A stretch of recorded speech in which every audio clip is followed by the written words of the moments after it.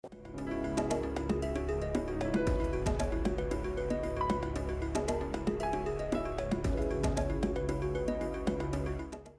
morning, NAIJA. This is your health corner on top your Good Morning NAIJA show, where we summer you with all the better information where you need to make sure say your body dey very kampe. And the matter where they ground since beginning of this week concern our peace. Yes, peace where they come up for your body, the urine. But today, what we want to talk about now, urinary tract infections.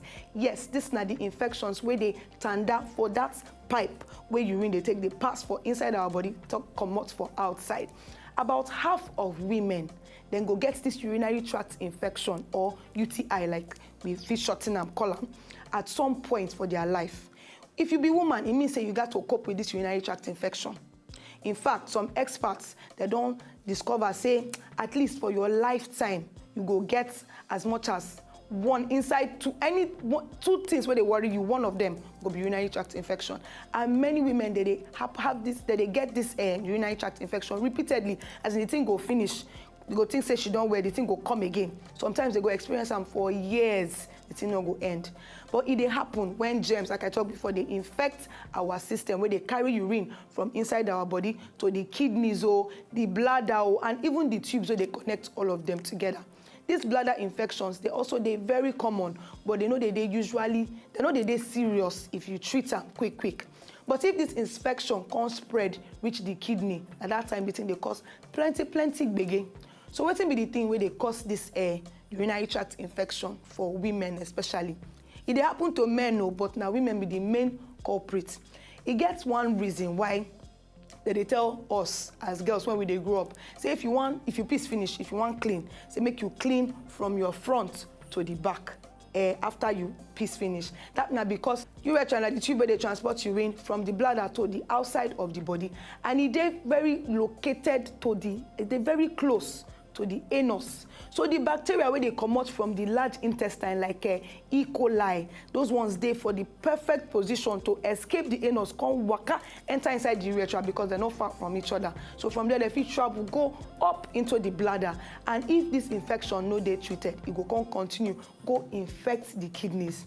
Women, they're very prone to this UTI, that's urinary tract infection, because their own urethra, that's not the tube where the urine they take pass, it is shorter than the one where they inside man own.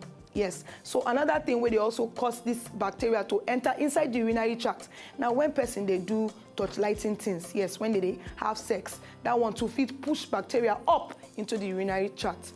But what will be the symptoms of this urinary tract infection? To identify urinary tract infection, you fit just shine your eye.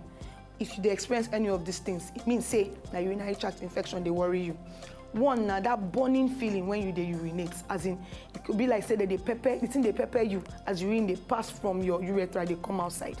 Then if you experience, as in it be like say every time you won't run, go piss. Every time it go be like say you don't feel control yourself, or you experience some kind pain or pressure for your back or your lower abdomen. Then when you piss, you can't see say the thing they cloudy or they dark, or it be like say blood they inside, or you get one kind of yama smell. On top that one, if it be like say you they tire, or it be like say you they shake, cold they catch you, they experience a fever, your body they hot, or you, as in like I talked before, cold they catch you. This one feel mean say that infection don't waka enter inside your kidneys. So if they experience any of these symptoms where I don't talk now, if it be say you get urinary tract infection.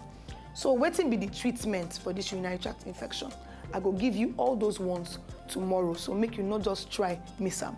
This is still your health corner on top Good Morning NAIJA show, and my name is Dr. Adora. I go see you tomorrow.